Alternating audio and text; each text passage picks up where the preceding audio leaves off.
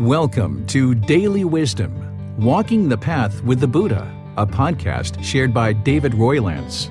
This podcast is dedicated to guiding you to completely eliminate the discontent mind and the suffering it causes by attaining enlightenment. Learn and practice the teachings of Gotama Buddha that will guide you to fully attain a peaceful, calm, serene, and content mind with joy. To support this podcast, visit patreon.com/support Buddha or visit buddhadailywisdom.com, where you will discover a full range of courses, retreats, and online learning resources to assist you on the path to enlightenment. Now, here's our teacher to share more.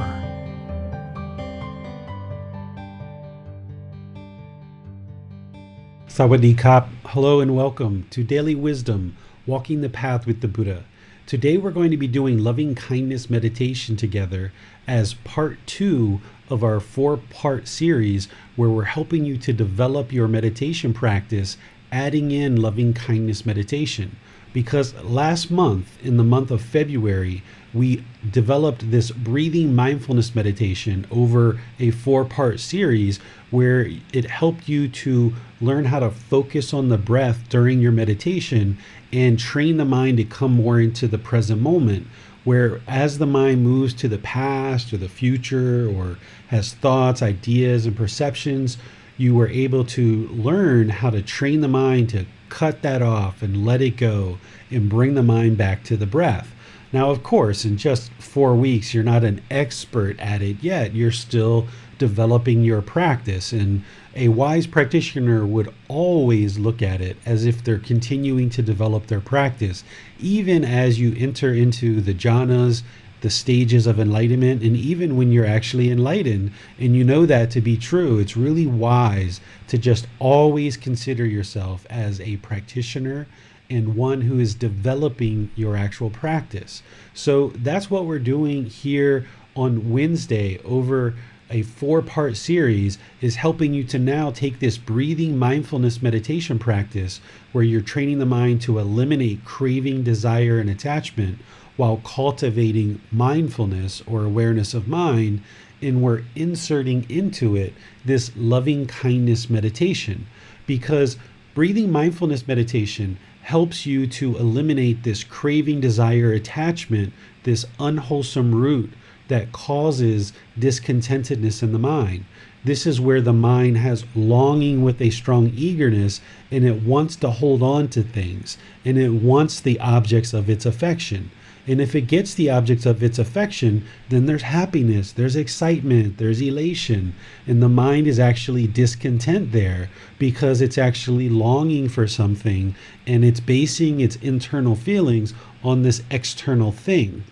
But this external thing is not permanent. So therefore, in the future, when that thing fades or disappears, or the object of your affection isn't obtainable for some reason, then the mind's going to experience painful feelings, sadness, anger, frustration, irritation, guilt, shame, fear, what have you.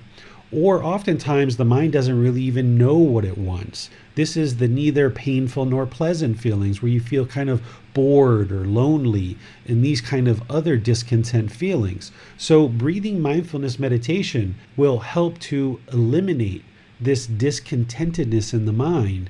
And this is why you don't need 5, 10, 20 different meditations, one to solve anger and one to solve guilt and one to solve stress and one to solve boredom or loneliness. You only need this one meditation of breathing mindfulness meditation, because the source or the cause of the problem of these discontent feelings, it's the same thing. It's craving, desire, attachment. So the more you learn about this and the more you train the mind with that style of meditation, you'll see a gradual decreasing of this discontentedness in the mind. But it requires you to do the work, of course. So at least 2 or 3 times a day, you need to be doing breathing mindfulness meditation. And then this second aspect of the mind that Gotama Buddha discovered that causes us problems in the unenlightened state is this anger or hatred or ill will. This is where the mind doesn't like certain things. It experiences something that's disagreeable, either a person or the way that they think or their speech or their actions or things that you want, i.e. because of your craving, now when you don't get that, when the mind experiences this disagreeable thing, the mind wants to push it out. It associates these painful feelings that you're having with this person or this situation, and the mind wants to push this person or this situation out of your life. And you think that's actually solving the problem in the unenlightened state, that if I push this person out of the way and I erect this wall and I never contact them again, that will solve the problem. But in reality, it doesn't solve the problem, because as soon as somebody else comes into your life that has this disagreeable thing, or you notice something that you disagree with, you're going to want to push that person out of your life too and erect another wall. So therefore, you can't reside with this goodwill or this genuine interest in seeing others be well, because you're only interested in having relationships, and you're only allowing people in your life that you agree with or that share the same opinions as you. And this inhibits us from experiencing these open relationships where we can now converse and have relationships and experiences with all people, whether we agree with them or not. So this anger, hatred, ill will needs to be eradicated from the mind in order for it to reside peaceful, calm, serene, and content with joy. This is the enlightened mental state.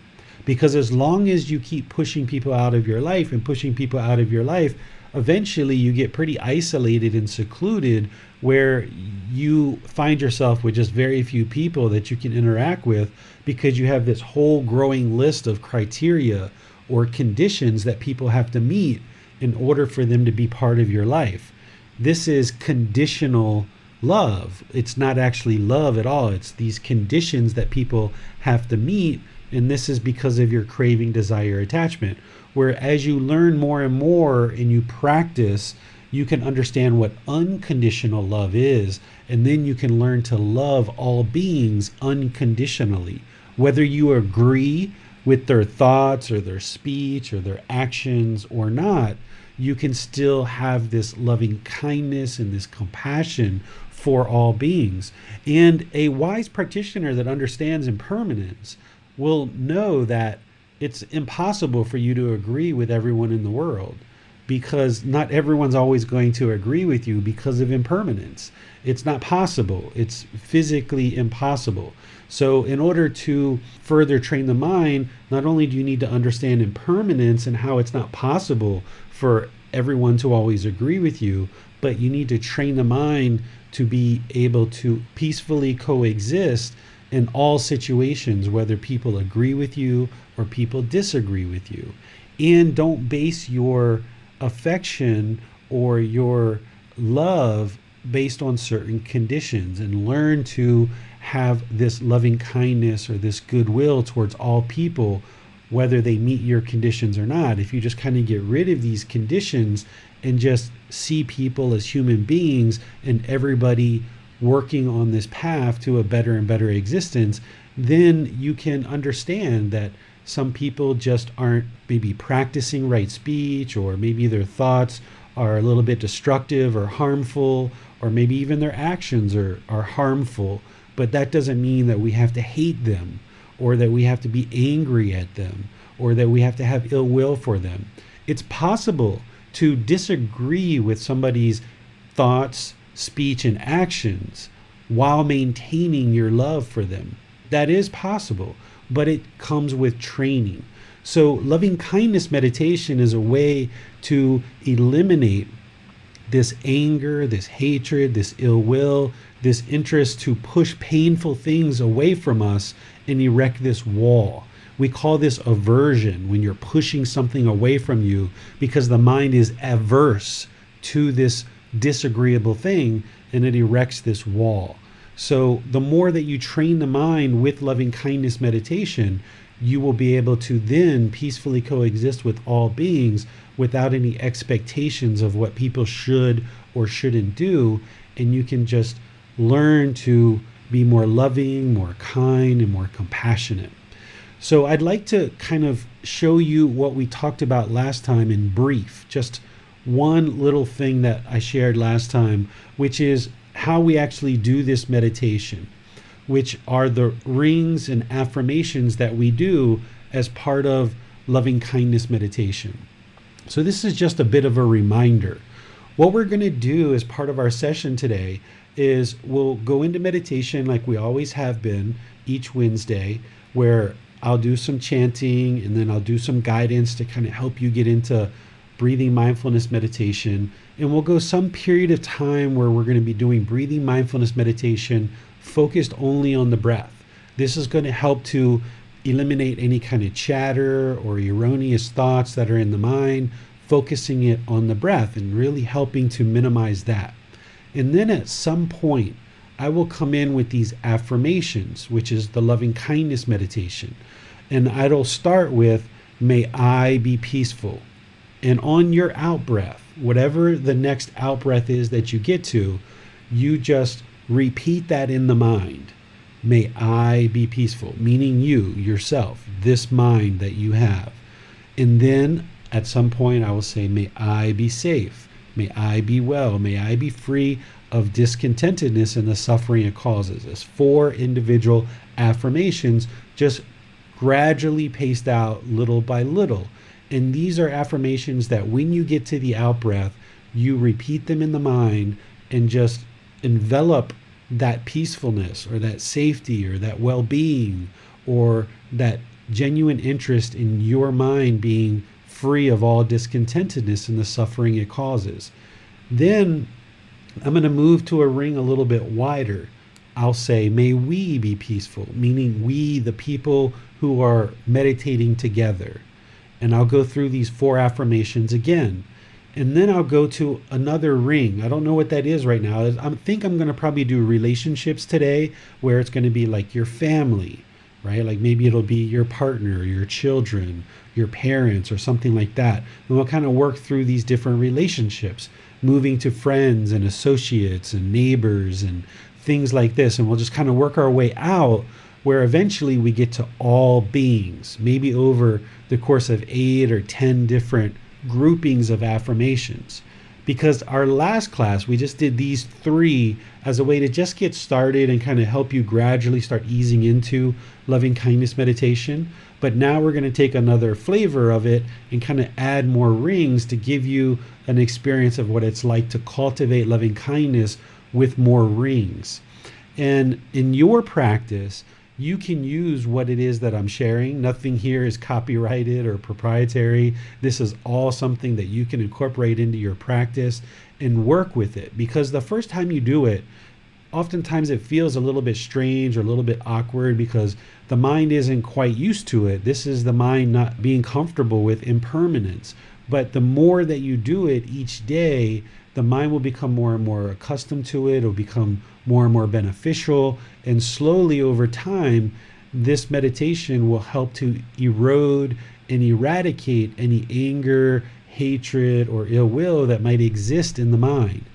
And as you get better and better at this meditation, what you should do is any people that you currently have anger or hatred or ill will towards, maybe even resentment towards, even people that maybe in your past that you no longer associate with, that the mind is still holding on to resentment or anger for, you need to put those into a ring so that you can slowly erode this anger, hatred, and ill will that you have towards anybody that's currently in your life or anybody that you're holding on to resentment for in the past. Again, you don't have to agree with that person's thoughts, speech, or actions. You don't have to agree with them. You don't even have to include them in your life. But you at least need to get to a point where your mind eradicates any anger, hatred, ill will, or resentment that you're holding on to for anybody in the world. You have to be able to let go of all that and be able to have a genuine interest in seeing all beings be well, no matter who they are, even if they've done harmful things to you in the past. Again, You don't have to agree with their thoughts, their speech, their actions. You don't have to choose to have a relationship with them if they've harmed you in the past. But holding on to hatred, anger, ill will, or resentment in your mind towards that person, it's not harming them, it's harming you. So this entire path in this meditation is all about improving the condition of your mind. So by you letting go of that anger, hatred, ill will, and resentment, it's going to be beneficial for you. And that letting go happens through breathing mindfulness meditation. That's why that's first. And then as we train the mind to kind of soften up and start being able to let go, then we move into this loving kindness meditation, where now we can start cultivating this wholesome quality of loving kindness. Because remember the definition that I gave you for meditation. It's this active, dedicated, purposeful training session where we're either eliminating unwholesome qualities from the mind or we're cultivating wholesome qualities. So with breathing mindfulness meditation, we're eliminating the unwholesome quality of craving, desire, attachment. We're cultivating the wholesome quality of mindfulness or awareness of mind. Here with loving kindness meditation, we're eliminating the unwholesome quality of anger, hatred, ill will, and we're cultivating the wholesome quality of loving kindness. So by moving loving kindness into the mind, it kind of like pushes out this anger, hatred, and ill will. Because oftentimes when you first start this loving kindness meditation and you begin to use it in your practice, you don't really feel it. You don't really feel this loving kindness. You have this anger, hatred, ill will, and resentment in the mind. And that's actually the reason why you need to do it, is because you just don't feel it towards this person. But the more that you move in this wholesome quality of loving kindness over multiple sessions of multiple months and perhaps even years, depending on how much resentment or hatred you have, the more you cultivate this wholesome quality of loving kindness, it kind of like pushes out this hatred, anger, and ill will and allows the mind to reside with this genuine interest in all beings being well. So that's what we're going to be doing today as part of our practice session together. But I would like to pause before we actually start meditating to see if you guys have any questions on what we talked about last week regarding loving kindness meditation, what I just shared with you, or what you've been practicing this week since last Wednesday. If there's anything that came up that you have questions about and you would like to get that answered now before we actually do our meditation together. So to ask a question in Facebook, YouTube, or Zoom, just put that into the comment section and our moderators, James and Bassam, will see that and be able to ensure your question gets asked during the class and I'll answer it for you. But for Zoom, if you would like to ask a question, you have the added ability to electronically raise your hand and ask any question or follow-up question directly. So I'll just check in with James and Bassam and see if there's any questions before we get started with our meditation today. Hi, David. I was wondering, if we're going to be practicing loving kindness meditation, do you recommend that we essentially always begin with breathing mindfulness meditation? I do, but of course there are situations where you don't do that, right? Because of impermanence. I noticed that leading in with breathing mindfulness meditation, I got more benefit in doing it that way. And also by ending with some breathing mindfulness meditation on the backside, which is what we do in these classes, there's more benefit there as well, because oftentimes as you're meditating with loving kindness, it can arise feelings of hatred and anger and ill will because of what you're dealing with in this meditation. So that little bit of breathing mindfulness meditation on the backside can help to remedy that. So I suggest you do this, but for you to see the truth for yourself, I don't ever suggest you believe anything that I say. So you can do it with breathing mindfulness meditation for like a week or 2 or 3 and see how that works for you. And then for a week or two or three, try it without breathing mindfulness meditation. That way you're not just believing what I say, that you can actually see the truth for yourself of what actually is working well for you. Because there's certainly been times where I've sat down and just done loving kindness meditation by itself. But what I noticed was the mind was more cluttered at those times, and it was more of a challenge to focus on the object of the meditation, which is this loving kindness. So because I know the truth on this, I would only do loving kindness meditation at this point with breathing mindfulness meditation first, but that's because I had the experience to do it both ways and see the difference. So if you're looking for the truth and you would like to see for yourself, that's where you don't believe what I say and you practice. So try the way that I'm teaching for 2, 3, 4 weeks, however long you like, and then try it without the breathing mindfulness meditation for 2, 3, 4 weeks. Not just one session and one session, because that's not going to prove anything to you. When it comes to meditation, it takes a gradual amount of it to really accumulate to any results. So it's going to take you some time to really soak this in and develop this ability over a couple of weeks, that you can see it really improving the condition of the mind before you can now try the way that I'm advising you not to do. And even with that one, you might only do it 2 or 3 times in the way without breathing mindfulness meditation. You might realize like, whoa, this isn't really helping as much at all as with the breathing mindfulness meditation. And you might decide to not even do it for 2 or 3 or 4 weeks without breathing mindfulness meditation. But you look at the truth for yourself and see what works. What I'm teaching you is what I know 100% sure has worked, and then it's a matter of you practicing on your own to determine the truth for yourself. Thanks, David. Gloria has her hand raised, so let's go to her next. So I have a question about the chanting that is before and after the meditations that I notice David is doing. Mm-hmm. That's one question. The other question is, once we get into the habit of the love and kindness meditation, I know it's advised that we experiment on our own, but if you can maybe share your experience, how often is advised to do love and kindness meditation? Sure. Thank you. Thanks, Gloria. So the chanting that I do, it's to help ease the mind into meditation, and it helps to cultivate concentration, awareness of breath, and a lot of other benefits, which the last Wednesday of this month, I'm going to do the very first session of a 4-part series to help you develop your Buddhist chanting practice, if that's what you would like to do.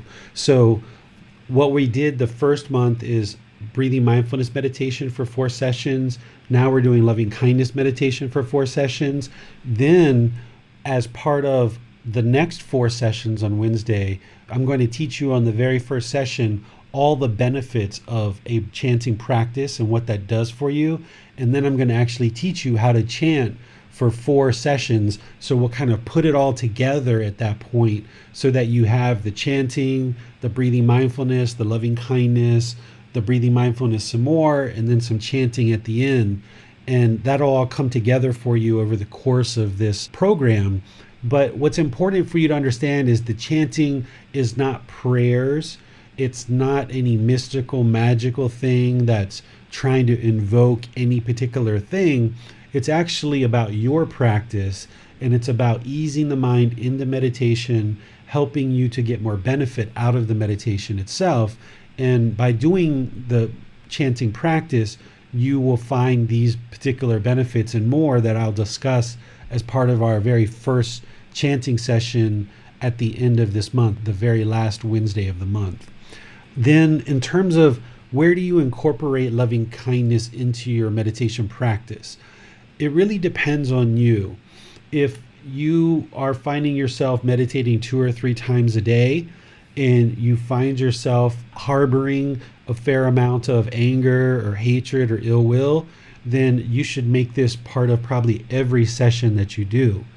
if you find yourself, just having trouble with a few relationships here and there, you may only be interested to integrate this into maybe one session per day out of your 2 or 3.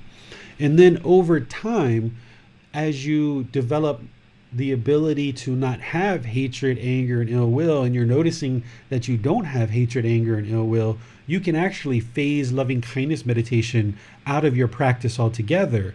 But if you do that for 3 months or 6 months, and then all of a sudden some relationship pops up in your life and you're noticing that you're having anger, hatred, ill will towards this person, you already know the remedy because you worked with this meditation for such a long period of time to eradicate all this hatred, that now 6 months down the road, a year down the road, if you have a relationship that pops up and you're noticing some anger arising, then you know the solution.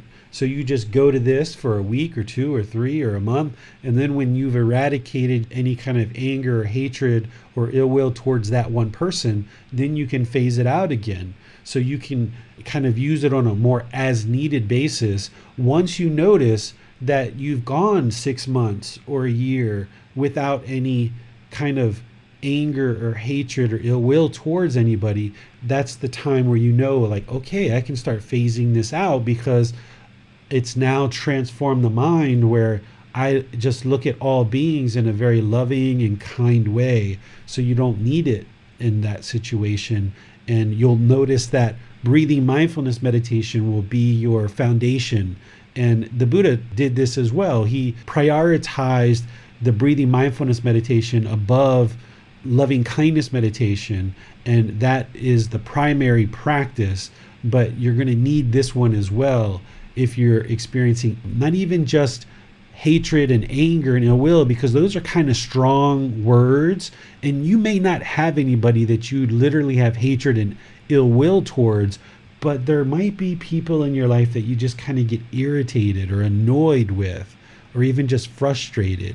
These are just lesser versions of this same poison. So don't just take the poison of anger, hatred, and ill will, because you may not have that strong of feelings towards people, but you may still be experiencing frustration, irritation, and annoyance. So you've got to eradicate this and stamp this out to the point where you're not even annoyed by anyone whatsoever, that your mind can be peaceful, calm, serene, and content with joy no matter what's going on around you. No more questions at this time, David. Okay. So let's go ahead and do our meditation then, and we'll take more questions at the end of meditation based on any questions you have about meditation or anything else in this program that you've been learning so far. So go ahead and take your meditation position, whether that's seated, standing, or lying. And if you're seated on the floor, you may need some cushions under your rear to lessen that angle at the hips, knees, and ankle.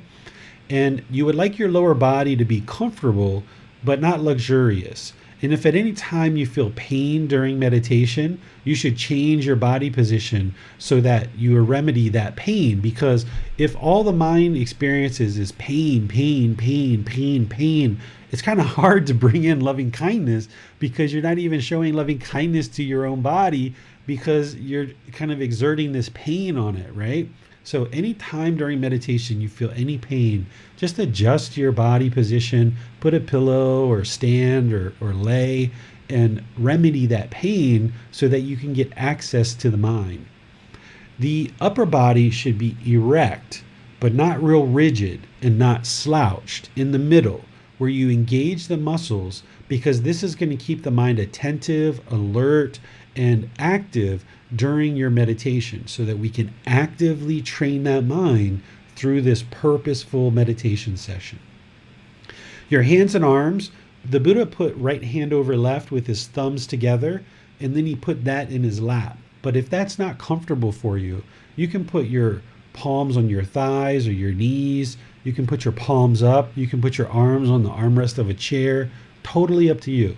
It's not about everybody doing it exactly the same way, because that's not possible. Once you've got your lower body, your upper body, in your hands and arms in a comfortable position, but not luxurious, close your eyes and start breathing in through the nose and out through the nose. Here, all you're doing is just developing a natural breath. Breathing in and out. You'd like to take a nice, slow, gradual breath that's not forced, that's not real shallow, but just a nice inhale through the nose where you're experiencing the entire breath. And then breathing out.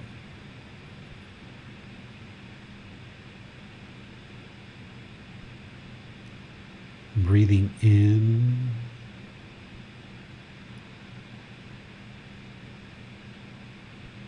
and out.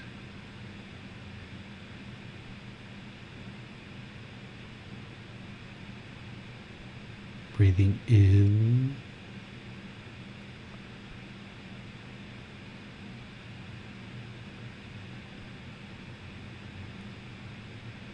and out.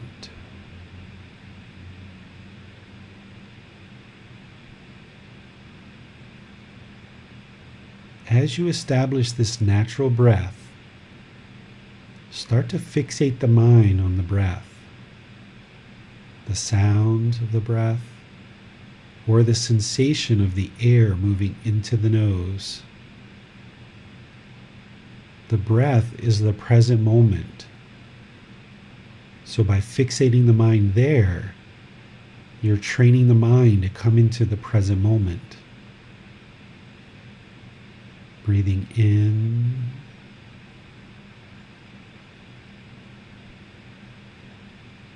and out.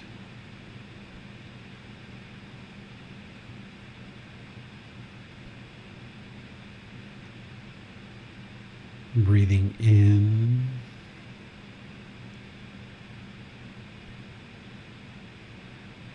and out. So you can either stay here, or if you've learned these chants in the past with me, you can chant along with me, and then I'll come back for some more guidance.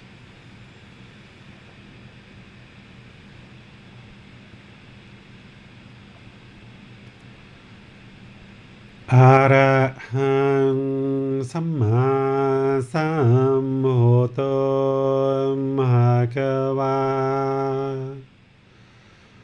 Bhutang Bhagavanang Apivateyami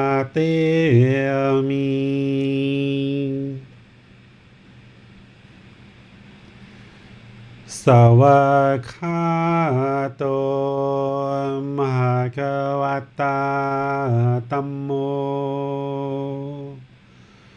Dhammang Namasami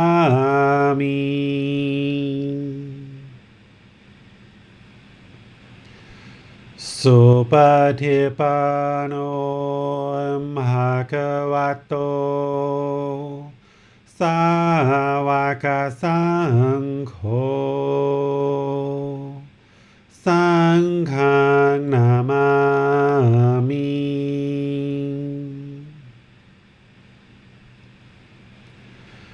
Namo Tassa Bhagavato Arahato Samma Sambuddhassa Namo Tassa Bhagavato Arahato Samma Sambuddhassa Namo Tassa Bhagavato Arahato Samma Sambuddhassa Iti piso Bhagava Arahang Samma Sambuddho Vicacaranang Samhono สขาโตโรกาวิโตอนุเตโรโภริสาดามาสติสตาตาวามนุสนังโพโตภะคะวะติ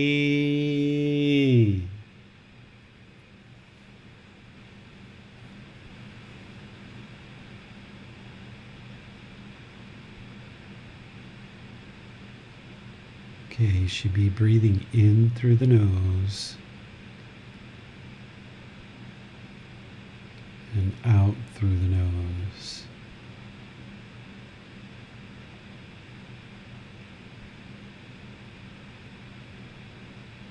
Breathing in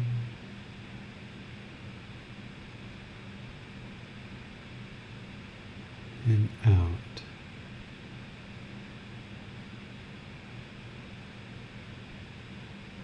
Should be breathing at your own pace, taking a nice full breath, experiencing all the air coming in through the nose and out through the nose.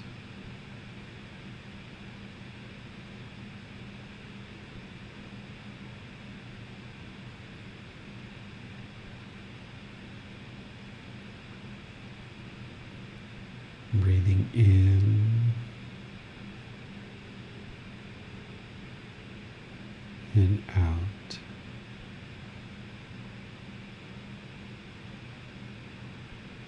As the mind wanders during meditation, either to the past or the future, if there's any thoughts, ideas, or perceptions, wherever you notice that, just cut it off, let it go.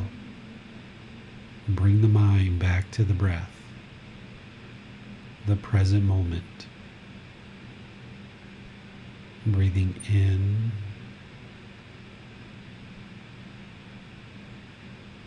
and out.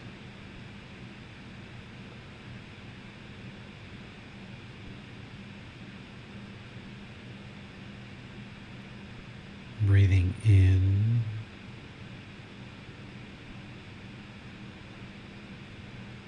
and out. As the mind wanders, when you notice that, don't try to label the thoughts, don't judge them, don't even try to figure out where they came from. No need to feel guilty or shameful. You haven't done anything wrong. Just cut it off. Let it go. Bring the mind back to the breath, the present moment. Breathing in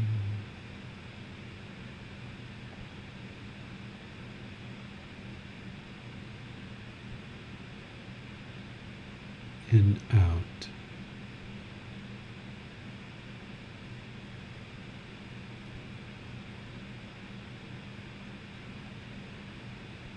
Breathing in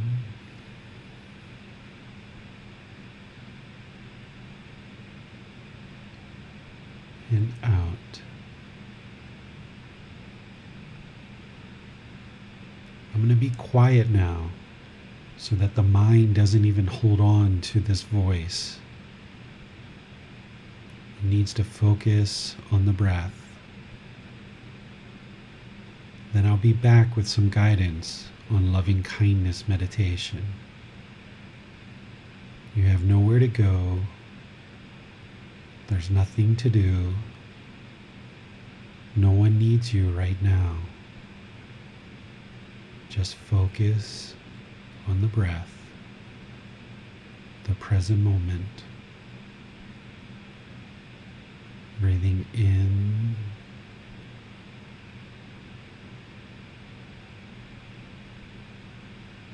and out.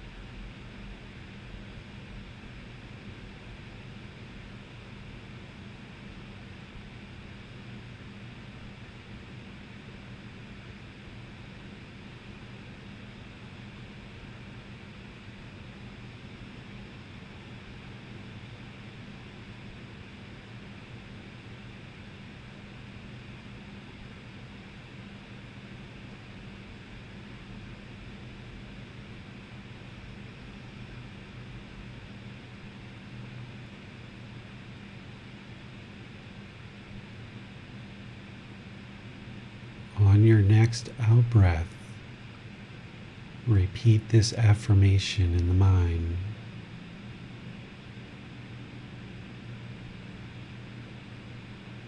May I be peaceful.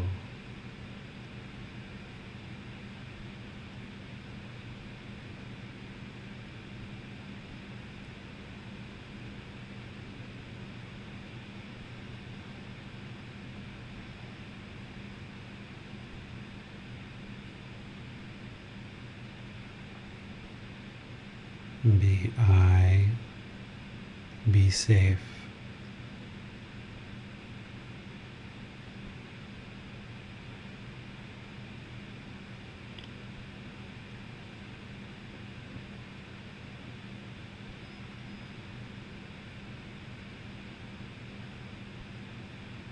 May I be well.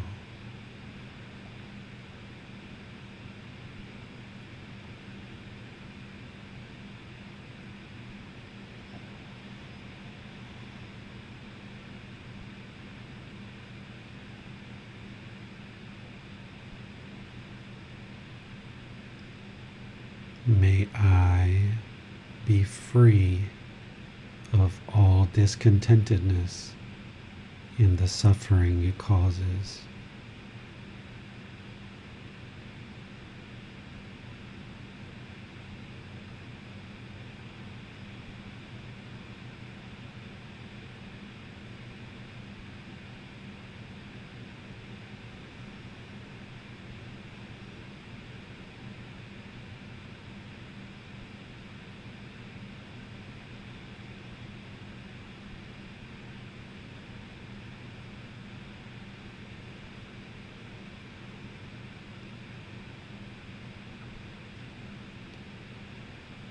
May we be peaceful.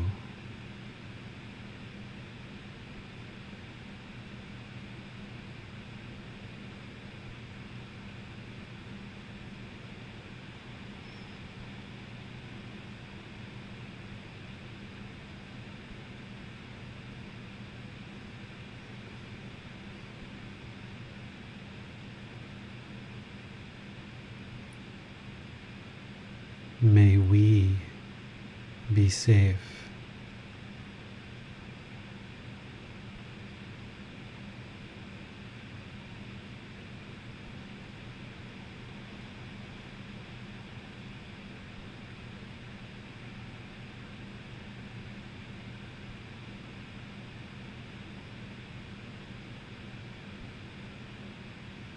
May we be well.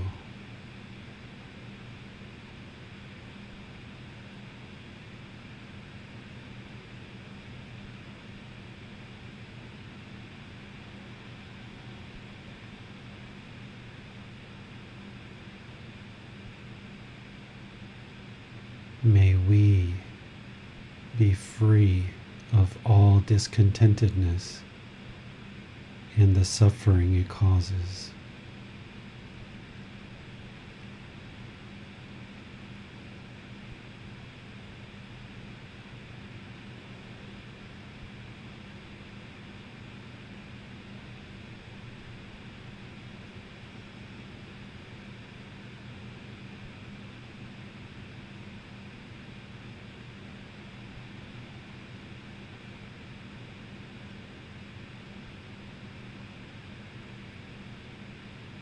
May my parents be peaceful.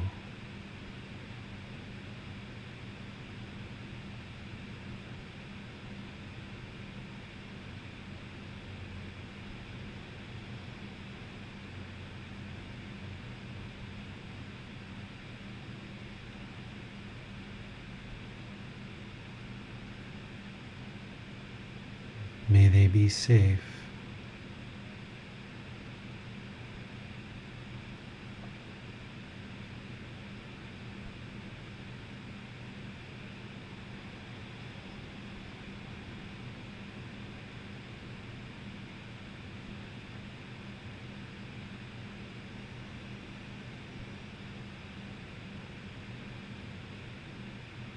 May they be well.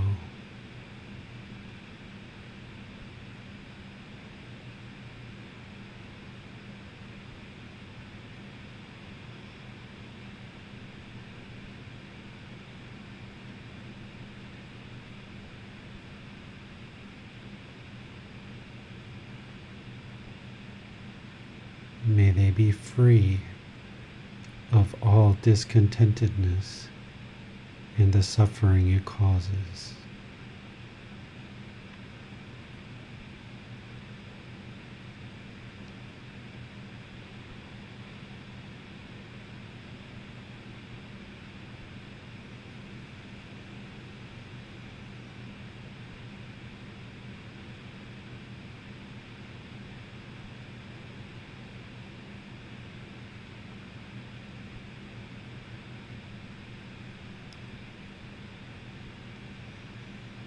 May my partner and children be peaceful.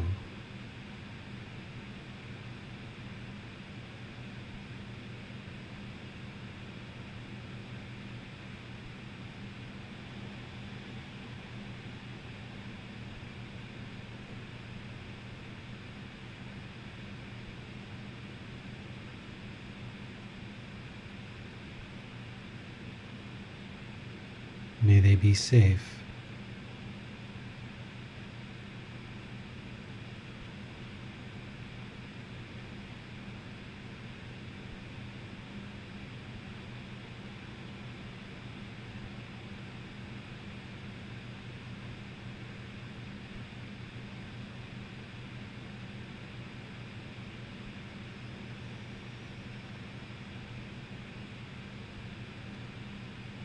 May they be well.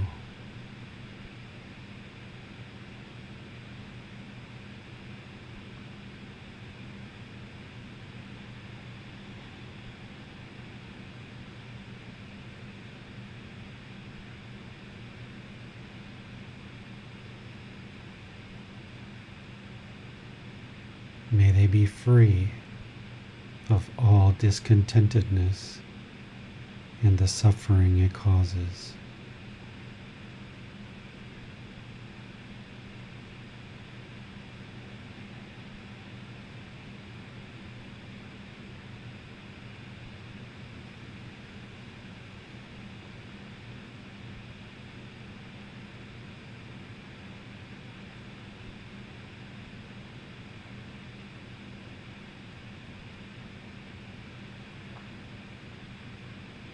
May all family members, brothers, sisters, grandparents, aunts, uncles, nieces, nephews, cousins,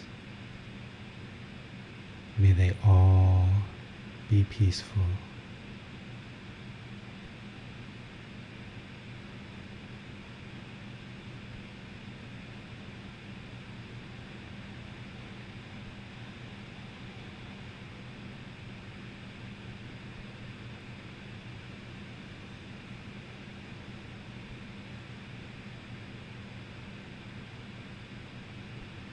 May they be safe.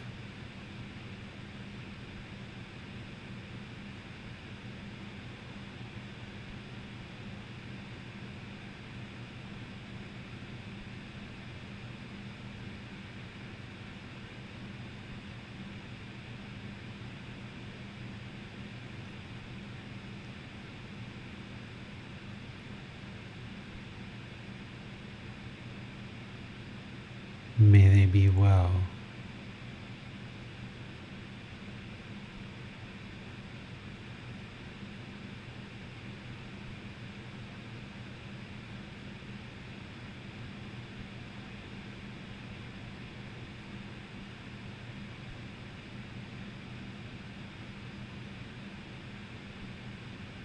May they be free of all discontentedness and the suffering it causes.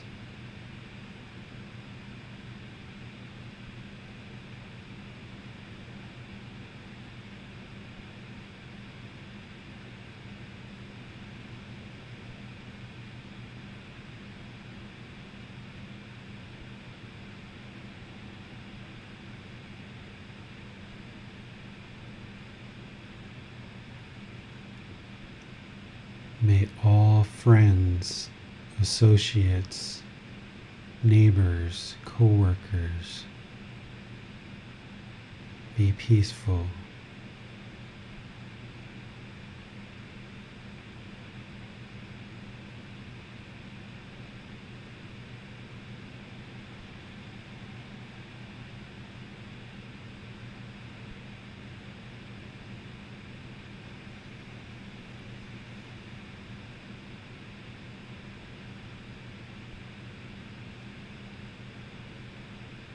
May they be safe.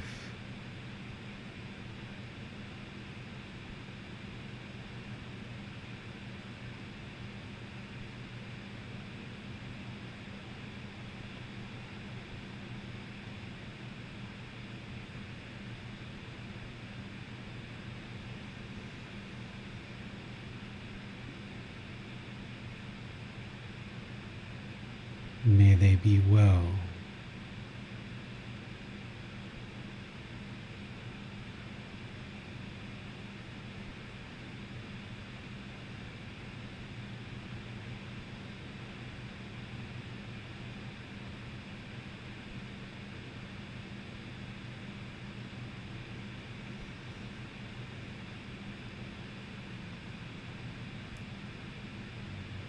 May they be free of all discontentedness and the suffering it causes.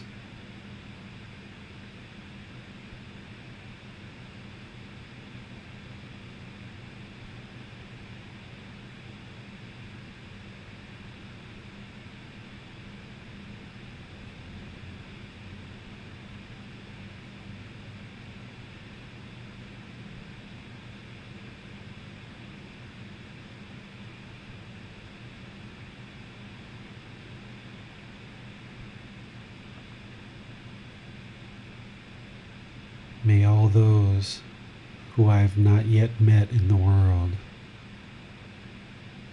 and I may never meet, be peaceful.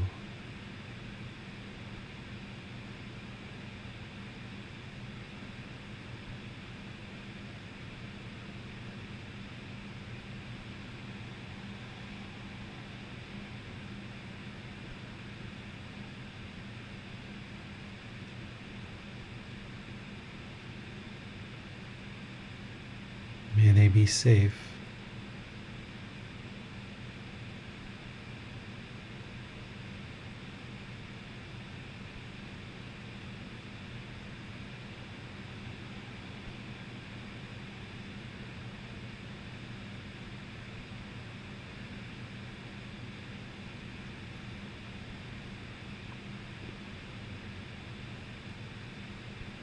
May they be well.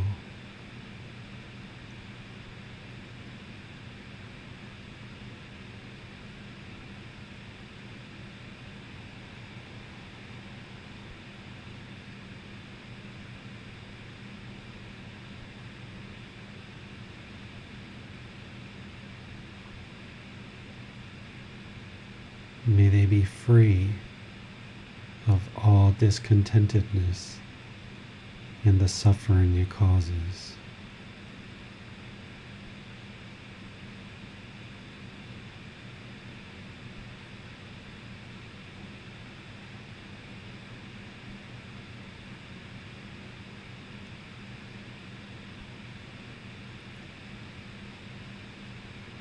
May all beings, no matter where they reside, either on this planet or far, far beyond, be peaceful.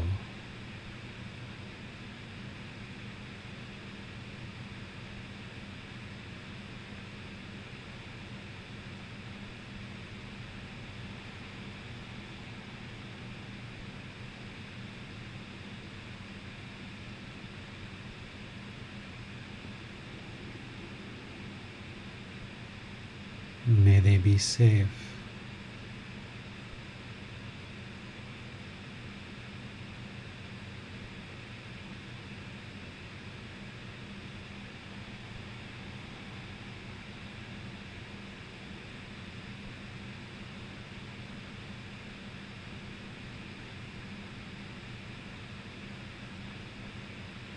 May they be well.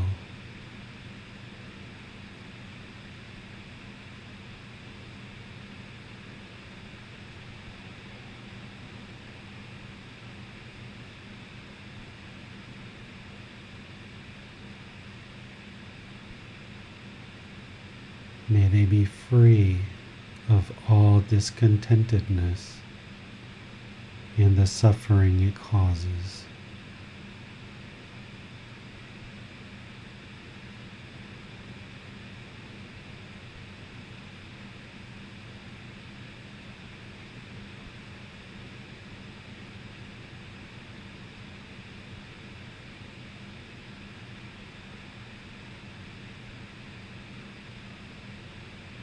Now focus on the breath.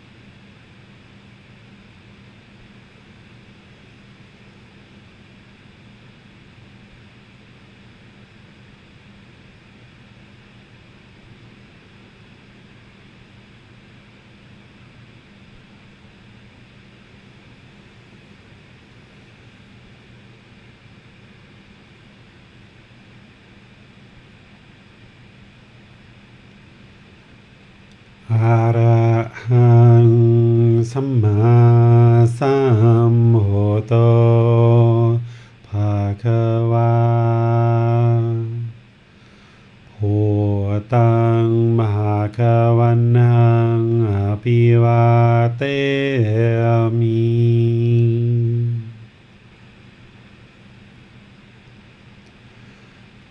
สวากขาโตภะคะวะตาธัมโมธัมมังนามัสสามิ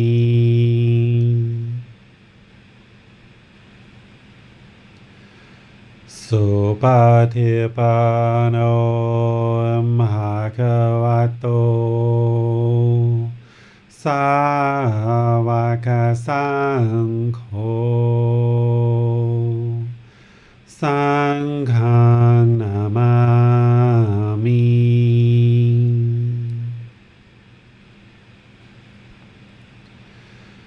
นะโมตัสสะภะคะวะโตอะระหะโตสัมมาสัมพุทธัสสะนะโมตัสสะภะคะวะโตอะระหะโตสัมมาสัมพุทธัสสะนะโมตัสสะภะคะวะโตอะระหะโตสัมมาสัมพุทธัสสะอิติปิโสภะคะวะอะระหังสัมมาสัมพุทโธวิจาจารณังสัมโนสัคขะโตโรกาวิตุอนุเตโรปุริสาธัมมาสติสัตตาตาวามานุสนังพุทโธภะคะวาติ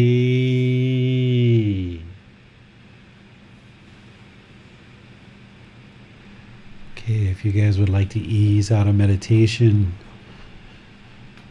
that last chant that's what it's meant for, is to help kind of ease out of meditation. All right, I would like to just open things up for any questions. Same thing, if you have questions, you can put those into Facebook, YouTube, or Zoom. And then in Zoom, you can raise your hand electronically. And while we're getting ready to accept questions, I would like to just remind you that this loving kindness meditation is to transform your mind. It's not for you to wish others to be peaceful. It's more of transforming your mind, not trying to control others, or it's not a prayer to help them be more peaceful. It's actually to help you be more peaceful. That by you transforming your mind and creating these rings where you're cultivating this genuine interest in others being peaceful, safe, well, and free of discontentedness, that now when you're around those people, your mind will associate with them in a more peaceful way because you've cultivated this loving kindness in the mind. And then through you changing your mind and transforming your mind and treating people through your thoughts, your speech, your actions more loving and kind, what you will notice is people will gradually start to treat you more loving and kind, but that's because you're treating them more loving and kind. This is the natural law of karma, of what you put out will come back to you. So by you spending this time and working on your mind over multiple sessions, not only do you cultivate this loving kindness in meditation, but then in daily life you practice loving kindness. so that you treat people polite, kind, friendly, and respectful. And as you do this over extended periods of time, more and more and more people will treat you the same way. So let me open things up, hand this over to James and Bassam for any questions that you guys might have. I was wondering, David, if we find ourselves experiencing aversion and we're in its throes in a sense, is that a opportune time to cultivate loving kindness, or should we wait until that passes a bit? If you would like to try, you certainly can. There's no harm in actually trying. That if your mind is angered or hatred, have ill will or aversion, there's no harm in actually trying. But what I noticed in the past is when my mind was angry or feeling hatred or ill will, it was difficult to sit down and actually do loving kindness meditation. But I certainly tried, and you should try too. The idea is that, this unenlightened mind represented by my fist, it's going through life and it's experiencing this craving, this hatred, this ignorance, or all these three poisons of craving, anger, and ignorance. The mind's experiencing that, and it's making decisions, and it's experiencing certain results from all the decisions that it's making through this craving, anger, ignorance, or unknowing of true reality. What the meditation is doing is it's trying to kind of catch up to this mind, and it's kind of trying to cut it off at the pass, where now it kind of envelops it with the wholesome roots. If the craving, anger, ignorance are the unwholesome roots, the wholesome roots are generosity, loving kindness, and wisdom. So whenever we make decisions through craving, anger, and ignorance, those are the unwholesome roots. It's going to result in unwholesome results. But if we make decisions through generosity, through loving kindness and wisdom, so generosity, loving kindness, and wisdom, those are the wholesome roots. And when you make decisions through those, then you're going to experience wholesome results. So what the meditation's doing is trying to kind of get ahead of this unenlightened mind and kind of envelop it in these wholesome qualities. But early in practice, your mind's really far ahead and you haven't cultivated those wholesome roots yet. So you're kind of playing catch up, but don't do it in a hurry or a rush, but you're kind of behind the eight ball a bit. And that's why your mind is experiencing the struggles and difficulties that it is. But over time, you just gradually, consistently plug away, and you just kind of gradually catch up to this unenlightened mind, and then eventually you kind of envelop it. And now it's just always practicing generosity, loving kindness with this wisdom of the Buddha's teachings. So that's how this slowly works to transform the mind.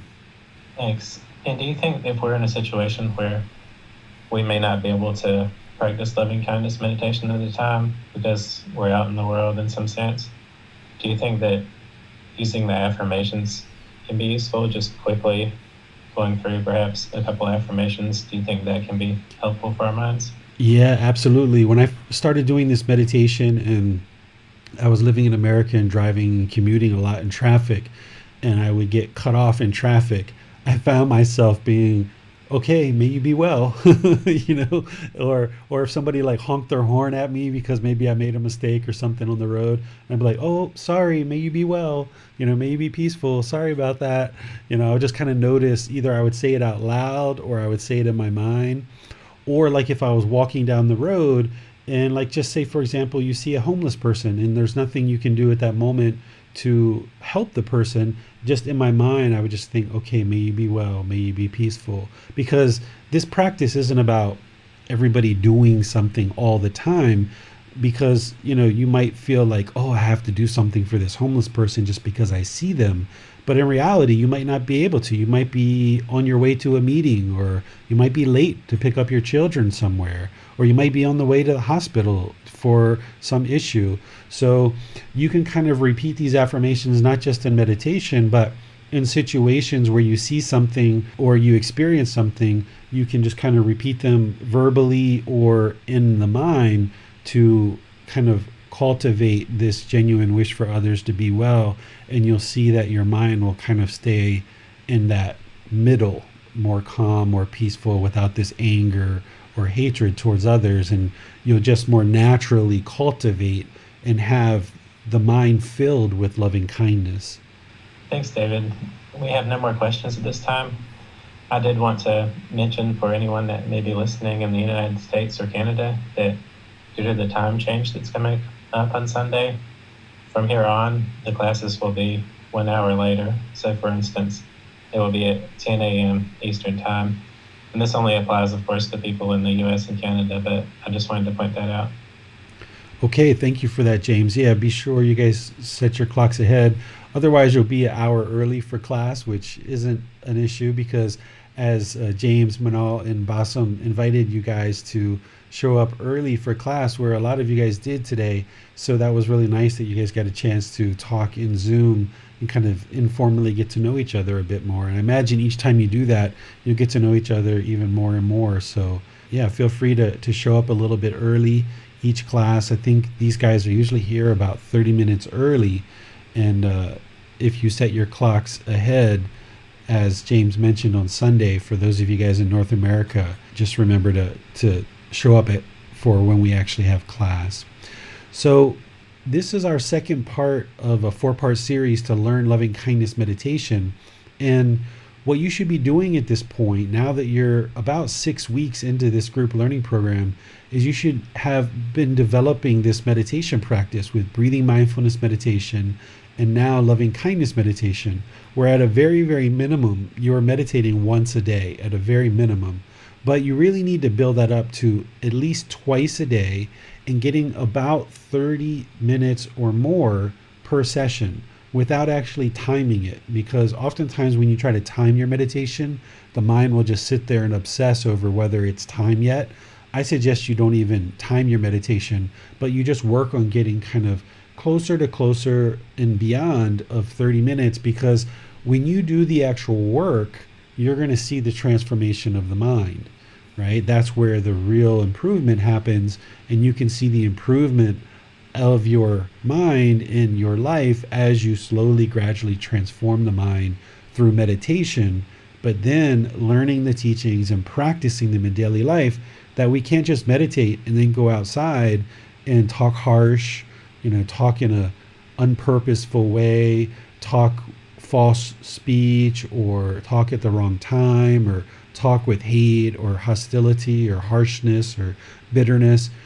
We not only meditate as part of our daily practice 2 or 3 times a day, but then with these teachings of the Eightfold Path and all the other teachings that the Buddha shared, we then practice those in daily life, moment to moment to moment. And where you notice that you're not practicing the teachings, where maybe, you are a little bit angry and you talk harsh to your life partner or your children or somebody else, don't beat yourself up. Don't feel guilty. Don't feel shameful. Just take note of what happened. Take note of what transpired, and then aspire to improve and get better. And if you need to apologize to anybody that you were harsh with or aggressive with, then do that, right? Make amends and apologize and kind of clean that up. But no need to feel guilty or shameful, because you know you're working on this practice, and you're not going to be able to just click your fingers and change everything about how the mind responds in this world in just an instant. All too often we put pressure on ourselves, and we expect that now that you learned the Eightfold Path about the Buddhist teachings, you should be able to just click the fingers and everything instantly change. But the thing is that this mind has been this way for your entire life, in this lifetime, and in lots of other lifetimes before this. So it's not going to just instantly change when you hear one talk or you read one chapter about the Eightfold Path, for example. So while you're aspiring to improve, and you're always working and looking for ways to improve your practice, and you don't want to just kind of lackadaisical and feel indifferent about any times where you are speaking harshly, for example, to people, you don't want to just kind of gloss over and be like, oh, well, whatever, and go to the next thing. You want to really take your time with that and see where you can improve. Like I said, apologize to the people involved if you need to, and then aspire to do better. But any kind of guilt or shame that you have as part of that, just let that go and realize that you're a work in progress. And you're not going to actually practice this path perfectly until you actually get to enlightenment. So all the way up until then, you're going to be making mistakes. You're going to be tripping over your feet. You're going to be having challenges. Even in the first, second, and third stage of enlightenment, you're still going to be having challenges. You're still going to be tripping over your feet. So you guys, if you've just started this program in the last 6 weeks, you're just getting started. You're nowhere near the first, second, or third stage of enlightenment. So just know that you're always constantly a work in progress.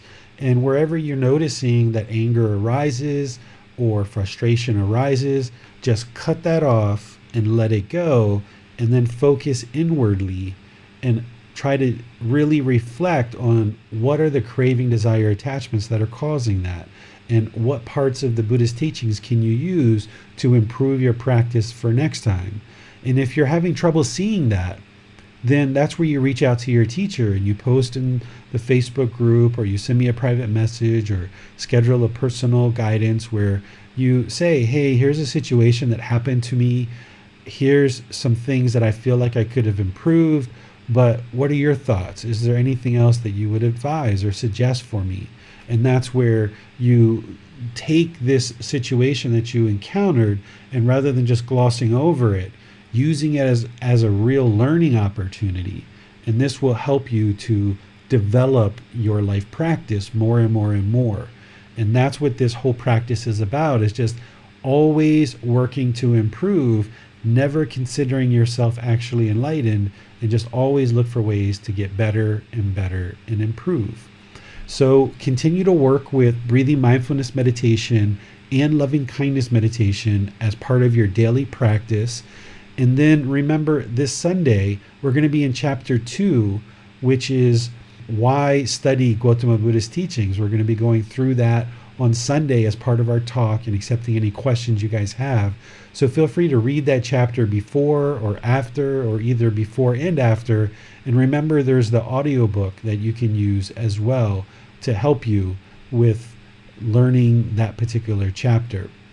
And then next Wednesday, we're going to be in the third part of our loving kindness meditation, where there'll be less of a review of what loving kindness meditation is, and we'll just go right into loving kindness as part of our Wednesday session.